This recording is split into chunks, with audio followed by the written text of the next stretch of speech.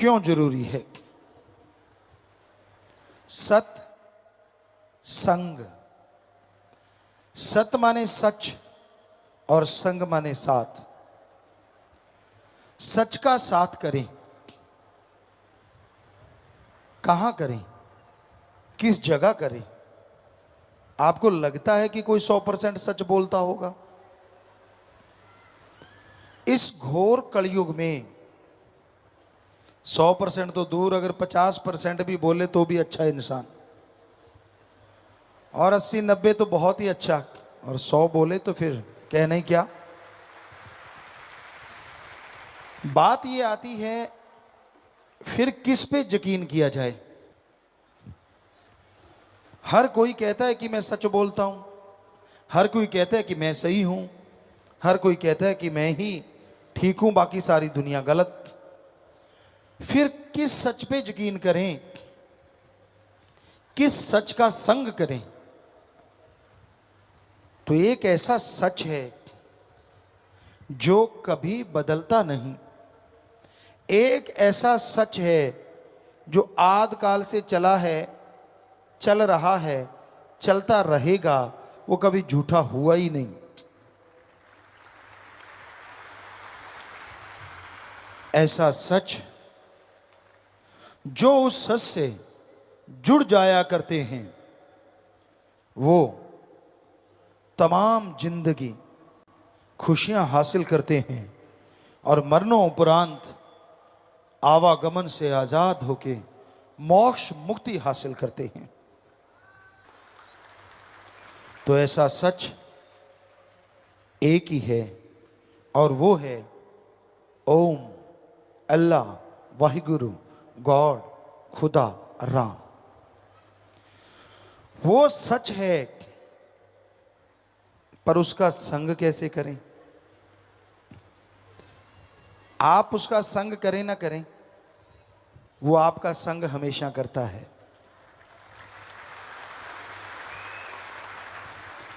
आप उसे माने ना माने, पर वो हमेशा आपके अंदर रहता है। कई लोग पूछते हैं कि आदमी जब गुनाह करता है, बुरे कर्म करता है, क्या मालिक तब भी अंदर होता है? अगर होता है तो रोकता क्यों नहीं? कौन कहता है कि मालिक रोकता नहीं? आदमी जब बुरे कर्म करने शुरू करता है, अंदर से एक आवाज आती है, मत कर ये बुरा कर्म। पर दूसरी आवाज आती, सारी दुनिया कर रही है, तेरे करने से क्या फर्क पड़ जाएगा? वो मन की आवाज, पहली आत्मा परमात्मा की आवाज कि मत कर बुरे कर्म। पर क्या आप सुनते हैं?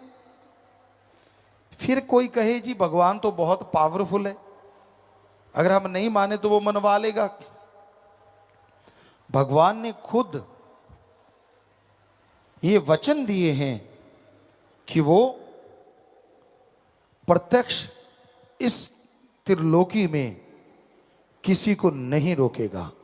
हां, वो अपने संत भेजेगा, अपने पीर पैगंबर महापुरुष भेजेगा, अपने अवतार भेजेगा।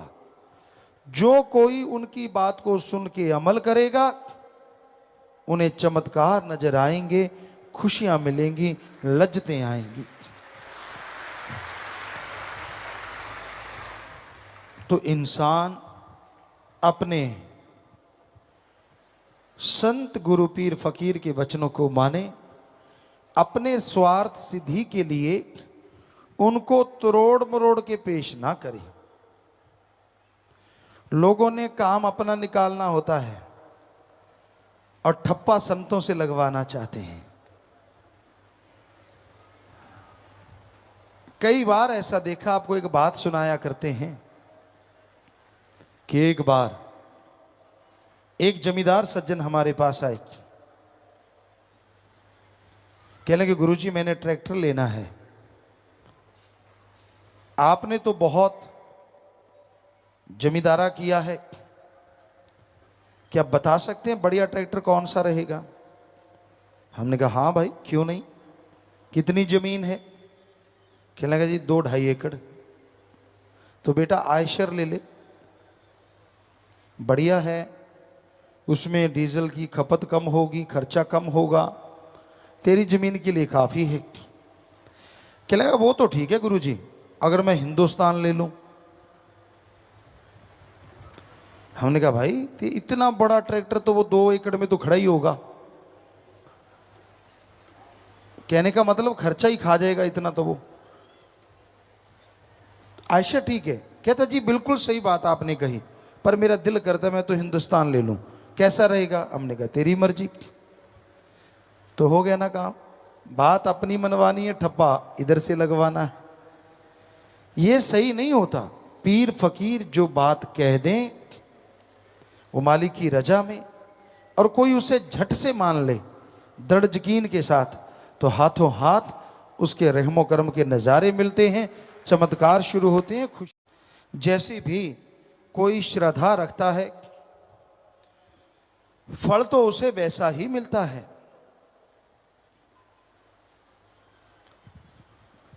राम झरोके बैठ के सबका मुजरा ले, जैसी जिसकी भावना तैसा ही फल दे।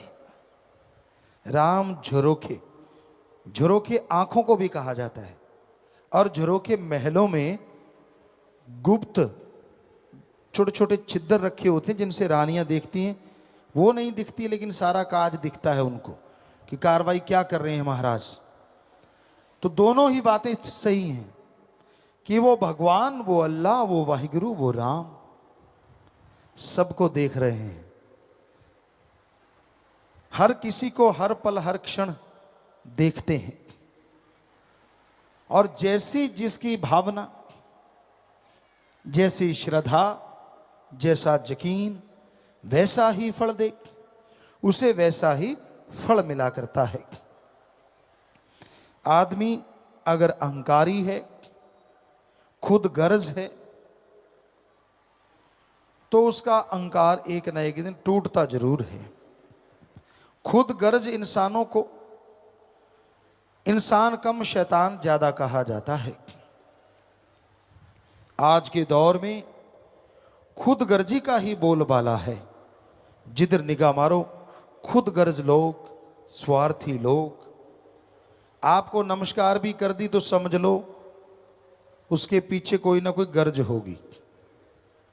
आपको प्यार के दो मीठे बोल बोल दिए, सिवाय प्रेमी जन के, सिवाय मालिक के प्यारों के, और किसी ने अगर ऐसा किया है तो यकीन मानो कोई ना कोई गड़बड़ जरूर है। या तो आपकी राज पहुंच है, लोग आपको अनजाने में आके नमस्कार कर देते, जानते भी नहीं फिर भी करते हैं। या आप बड़े ऑफिसर हैं, मौके के ऑफिसर, लोग आपको नमस्कार करते हैं क्योंकि आपसे कोई काम लेना होगा। या आप कोई बड़ा ओहदा रखते हैं समाज में, या जमीन जायदाद आपके पास बहुत पैसा है, या बहन बेटी बहू कोई आपकी सुंदर है। बुरा ना मानना, सच हमें कहना पड़ता है, और फकीर सच नहीं कहेगा तो कौन कहेगा। इन्हीं कारणों से लोग निकटता बढ़ाते हैं, पर सभी एक जैसे नहीं होते। अच्छे लोग भी होते हैं जो एक निस्वार्थ प्यार पाने के लिए आपसे हाथ मिलाते हैं, आपसे दोस्ती निभाते हैं। आप सोचे दोस्ती बढ़िया कौन सी होती है। दोस्त वो कभी अच्छा नहीं होता जो हां में हां मिलाता चला जाए। दोस्त अच्छा वो होता है जो आपकी कमियां आपके मुंह पे सुनाता जाए।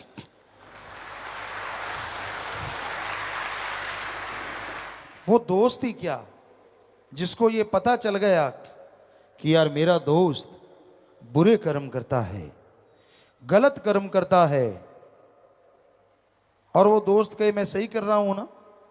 वो दोस्त ही क्या जो ये कहे सही कर रहा है। दोस्त क्या कहेगा, तू 100% गलत कर रहा है, तू बर्बाद हो जाएगा, तेरा शरीर बर्बाद हो जाएगा, मत कर गलत कर्म। तो दोस्त इस संसार में एक ऐसा भी है जिसकी दोस्ती कभी टूटती नहीं, और जो हर बात पे टोकता है जो गलत आप करते हो वो है सतगुरु अल्लाह वाहिगुरु राम। बच्चे कहते हैं बेस्ट फ्रेंड, वो बेस्ट फ्रेंड है। इससे भी कोई बड़ा शब्द है तो वो बड़ा फ्रेंड है। वो आपको कभी दगा नहीं देगा। उसने अगर आपका हाथ पकड़ लिया तो कभी छोड़ेगा नहीं। उसने साथ देना शुरू कर दिया तो दोनों जहान में देगा। अपने आप को आपने उसका बना लिया तो वो ऐसा अपना बनाएगा कि दुनिया में और दोनों जहां में जय जयकार करवा देगा। पर उसे अपना बनाने के लिए बहुत चीजों का त्याग करना पड़ता है। खुद गर्जी का त्याग, स्वार्थीपन का त्याग, काम वासना, क्रोध, लोभ, मोह, अहंकार का त्याग, नशों का त्याग, चुगली निंदा का त्याग। अब आदमी सोचे इतने त्याग कैसे करूं, तो एक ही त्याग कर दो कि यहां भगवान देख रहा है, वहां कोई बुरा कर्म नहीं करेंगे। बस एक ही त्याग काफी है, बाकी त्याग चाहे ना करो। कई बच्चे हंस रहे हैं, है भी बात हंसने की, क्योंकि अगर आप ये सोच लें कि यहां भगवान है, वहां कोई बुरा कर्म नहीं करेंगे, तो बताओ ऐसी जगह कौन सी है जहां भगवान नहीं है? वो तो शरीर के अंदर है, शरीर के बाहर है, कण कण में, जर्रे जर्रे में। गॉड इज एवरीवेयर, हर जगह है वो। बताओ फिर बुरा कर्म करोगे कैसे? एक ही बात काफी है सब बुराइयां छुड़ाने के लिए। तो सत्संग में जिस तरह स्कूल कॉलेज में जीवों को समझाया जाता है, बच्चों को पढ़ाया लिखाया जाता है, सत्संग में वैसे ही समझाया जाता है। बेटा मत कर बुरे कर्म। अब तो दुलतियां झाड़ रहा है, छलांगे लगा रहा है। जब लेने का देना पड़ा ना, तब रोएगा, चिल्लाएगा, ये मेरे साथ ऐसा क्यों हो रहा है। तब नहीं कोई मानता मन के अहंकार में, जब मन हावी हुआ होता है। और तब तो गुस्सा, अहंकार, ये वो फलां। और जब उसकी बारी आती है फिर कहता है मैंने ऐसा क्या किया था। भूल जाता है अपने अवगुणों को, गिनवाता है अपने गुणों को, अपने भले कर्मों को। अरे भाई बुरा कर्म मत करो। बुरा कर्म इंसान को डुबो देता है। बुरा कर्म इंसान को शैतान बना देता है, और अच्छा कर्म शैतान को इंसान और इंसान से भक्त बना देता है। सत्संग जबरदस्त है। एक बात सुनाते हैं आपको, पहले भी एक दो बार आपको सुनाई। एक राजा का शहर था, बहुत सुंदर उसकी बादशाहत थी। पर जिस तरह चंद्रमा सुंदर है, बीच में धब्बे होते हैं। उस राज्य में एक शातिर चोर था। ऐसा शातिर चोर जो कभी पकड़ा नहीं गया। एक राज्य में नहीं, आसपास के सभी राज्यों में वो चोरी करता था, और इतनी जबरदस्त तरीके से किसी को समझ ही नहीं आती थी। तो एक समय ऐसा भी होता है, हर किसी को सारे धंधे छोड़ने पड़ते हैं। वो समय चोर पे भी आ गया। वो दुनिया छोड़ने लगा, बीमार हो गया। उसका बेटा था, चोर का बेटा चोर, उसने बना रखा था। कहने लगा बेटा मैं जा रहा हूं, मुझे लग रहा है कि मर जाऊंगा, बीमार हूं, उठ नहीं पाऊंगा,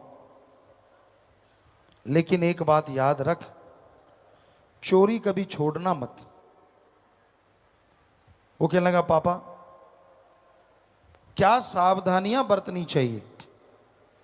उस जमाने में यह होता था कि जिसके पास सामान मिल गया वो चोर। कहने लगा जब चोरी करो सबसे पहले सामान को खुर्द बुर्द करो, ताकि कोई आपके पास से सामान ले ना सके। दूसरा, कभी पकड़े जाओ चाहे खाल उधेड़ दे मानो ना। और तीसरा, कभी संतों की सत्संग मत सुनो। वो कहता जी ठीक है। और कुछ समय बाद वो चोर गुजर गया, उसका बेटा चोरी करने लगा, जवान उम्र, सोचा पहले ही बड़ा हाथ मार लेता हूं। बादशाह के राजमहल में पहुंच गया, चोरी की, लेकिन खबर हो गई महल में कि चोरी हो रही है। सिपा सलाहर पीछे भागे, सैनिक शहर कोतवाल, और वो भागने लगा। भागता गया, लेकिन वो पीछे आ रही थी सेना पकड़ने के लिए। उसने देखा धर्मशाला से बहुत से लोग आ जा रहे हैं और ज्यादातर अंदर जा रहे हैं। उसने सोचा इससे बढ़िया मौका नहीं, अंदर घुस जाता हूं। अंदर घुस गया, एक किसी बहन को देखा, उसने जजमेंट की, पहचान लिया कि ये तो वो, और उसके थैले में हीरे जवाहरात जो उसके हाथ में थे वो डाल दिए। सामने देखा तो संत जी आके बैठ गए। अब पापा की, अपने फादर की बात याद आ गई, संतों की बात ना सुनना, कानों में उंगलियां ले ली। पर आदमी को कहो ना उधर ना देखो तो वो देखता जरूर है, चाहे चोरी चोरी देखे। ये मनोदशा है। अब उसके अंदर आए, यार संत ऐसा क्या कहते हैं जो मेरे पापा ने कहा, फादर ने कहा कि संतों के वचन नहीं सुनने। उसने जरा सी उंगलियां निकाल के देखी तो संतों के वचन आए। दे जो भी उस समय तरीके थे सब आजमा लिए, चोर नहीं माना। जासूस होते थे उस समय में। एक औरत कहने लगी, बादशाह अगर आप मेरे अकॉर्डिंग चलो, मुझे हुक्म दे दो तो मैं इस चोर से चोरी निकलवा लूं। बादशाह कहने लगा तू देख ले भाई। और उधर जेल खाने में वो चोर बैठा है, सोच रहा है यार संतों ने कोई बुरी बात तो कही नहीं, उन्होंने तो कहा देवी देवताओं की परछाई नहीं होती। अचानक क्या देखता है कि दूर जो गेट था उसके पहरेदार धम से गिरे, गेट खुल गया, दूसरा गेट खुला, तीसरा खुला, जितने गेट थे खुलते चले गए। पहरेदार बेहोश, कोई उसकी तरफ आ रहा था, वो डर गया ये क्या हो रहा है। और जब उसके कोई कमरे में आया तो देख के हैरान रह गया, ये देवी मां जिसकी वो पूजा करता था। तो वो तड़प उठा, चरणों में गिर गया, रोने लगा, आंसू बहने लगे। देवी मां ने उसे उठाया, आंसू पोंछे, सिर पे हाथ फेरा, ओ बेटा तू मेरा बहुत बड़ा भक्त है, कहां फंसा बैठा है, मैं तो तुझे निकालने आई हूं। और रोने लगा चोर, मां मेरे लिए आप यहां आई। कहने लगी बेटा वो तो तू भक्ति करता है तो आना ही था। आगे से माता कहने लगी बेटा एक बात है। चोर कहने लगा बोलो, जो मर्जी बोलो, जो मर्जी कहो मां। कि बेटा क्या तूने चोरी की थी। चोर बताने ही जा रहा था, ऐसे कहने लगा मां अचानक मसाल जल रही थी, उसकी निगाह धरती पे गई, धरती पे बहुत लंबी परछाई थी उस औरत की। संतों के वचन याद आ गए, देवी देवताओं की परछाई नहीं होती। चोर समझ गया ये तेरे साथ धोखा हो रहा है, पैर पकड़ लिए, जोर जोर से रोने लगा, मां मैं तेरा बेटा चोरी करूंगा, सवाल ही पैदा नहीं होता। पक्का ही मुकर गया। कहती बेटा देख ले। कहता मां तू देख, तू अंतर्जामी त्रिकालदर्शी, तू मेरे अंदर निगाह मार, मैं चोरी वाला बंदा दिखता हूं? मैं तो तेरा भक्त हूं। मां के लगी, हाँ बेटा फिर फिक्र ना कर, मैं निकाल लूंगी तुझे, चल मेरे साथ। चोर और समझ गया ये तो सारे डुप्लीकेट सामान। बाहर ले गए राजा के पास। वो जासूस ही देवी मां बनी हुई थी, देवी मां नहीं थी वहां। तो जाके कहने लगी, बादशाह इस बेचारे ने चोरी नहीं की, वैसे ही इसको बहुत तंग किया गया, छोड़ दो इसे। बादशाह कहने लगा ठीक है। उसने सारी बात बता दी देवी ने। बादशाह ने उसे छोड़ दिया। भागा वो आदमी उस गांव में। कहने लगा संत कहाँ है? कहने लगे वो तो चले गए यहां से। वो रोने लगा। पता किया, संत दूर थे किसी और गांव में, भाग के वहां पहुंचा, चरणों पे गिर गया, जार जार रोने लगा। संतों ने उठाया, बेटा क्या हुआ? कहने लगा मुझे मेरे पिता ने कहा था संतों की सत्संग ना सुनना। मैंने पूरी सत्संग तो सुनी नहीं, मैंने तो आपके सिर्फ एक वचन सुने, देवी देवताओं के परछाई नहीं होती। हे महाराज, हे संत, आपकी उस एक लाइन ने मेरे मौत जैसे कर्म को काट के रख दिया, मेरी जिंदगी बच गई। कहीं मैं आपकी पूरी सत्संग सुन के अमल कर लूं तो पता नहीं कितने नजारे मिले और पता नहीं कितनी खुशियों से माला माल हो जाऊं। तो संतों से गुरु मंत्र लिया। कहने का मतलब सार ये है कि अगर जरा सी बात सुनने से वो चोर अपने जीवन को बचा सकता है, तो अगर आदमी सच्चे दिल से संतों के वचन सुने और मान ले, वचनों पे रहे, उसे तकलीफ आए, उसे परेशानी आए, हो ही नहीं सकता। माने खुद ना तो क्या किया जाए। नाचना आता नहीं, नाच ना जाने आंगन टेढ़ा। कहता मेरे को तो नाचना आता है, आपका आंगन टेढ़ा है, इसलिए नच ना जाने दिरफटे मुंह गोड़िया देख। सो वो वाली बात है। कर्म करो खोटे, पड़ेंगे बड़े सोटे, फिर पूछनी नहीं किसी बात रे। बेपरवाह जी के वचन। कर्म बुरे ना करो, सबका भला करो, सबका भला करने की प्रेरणा दो, सबके भले के लिए कदम बढ़ाते जाओ। यकीन मानो, अगर आप अल्लाह वाहिगुरु राम की औलाद का भला करोगे, हम आपको जैसी गारंटी चाहो गारंटी देंगे, मालिक आपका भला जरूर करेंगे। वो अल्लाह वाहिगुरु खुशियों से लवरेज कर देंगे। सत्संग सुन के अमल करना अति जरूरी है। सत्संग जो नहीं सुनते वो तो क्या, पर जो सुनते हैं वो अमल नहीं करते, फिर वो पापों के अधिकारी बन जाते हैं। अमल करना बहुत जरूरी है, और जो अमल करे उसका बेड़ा पार हो जाता है। सोहबत, संग, चोर का करोगे तो चोरी करना सीखोगे, जुआरी का करोगे तो जुआ खेलने की लत पड़ेगी, शराबी का करोगे तो कहीं ना कहीं पैग मारने लग जाओगे, निंदा चुगली वाले का संग करोगे तो हां में हां जरूर मिलाओगे और पापों के अधिकारी बन जाओगे। इसलिए अच्छी संग करो, संतों की, फकीरों की, अच्छे नेक लोगों की। अगर पास अग्नि के बैठोगे जाकर तो उठोगे एक दिन कपड़े जलाकर। अगर पास अग्नि के बैठोगे जाकर तो उठोगे एक दिन कपड़े जलाकर। अगर पास फूलों के बैठोगे जाकर तो उठोगे कपड़ों में खुशबू बसाकर। उठोगे कपड़ों में खुशबू बसाकर। अगर आप आग के पास बैठ जाते हैं और आपके कपड़े हवा से उड़ते हैं और वो उड़ के आग पे लग जाते हैं, वो आग आपके कपड़ों को जला देगी। किसी और दिन आप फूलों के ढेर के पास बैठे हैं, कपड़े उड़ते हैं, वो फूलों पे लग जाते हैं। फूलों ने क्या करना है?